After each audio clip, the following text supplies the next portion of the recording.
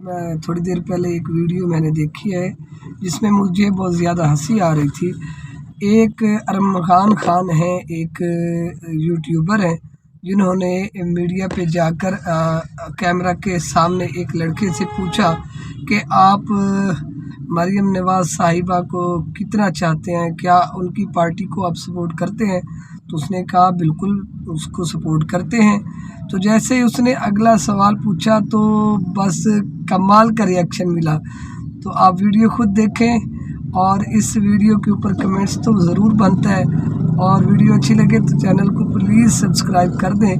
बहुत ही कमाल की वीडियो है, बहुत ही कमाल की वीडियो। आप देखें और अपने कमेंट्स ज़रूर पास कीजिएगा कि आप इस बारे में क्या राय रखते हैं। क्या आपको भी इस तरह का रवैया रखना चाहिए या फिर इसके बरअक्स?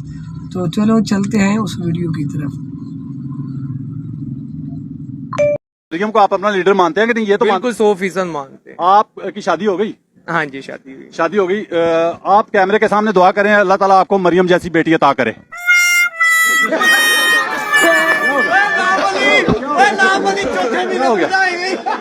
प्यारे पाकिस्तानियों, ये हालात हैं, ये हालात हैं इनके। दूसरी पार्टियों के लोगों से भी पूछूंगा अभी, ठीक है, सवाल करूंगा।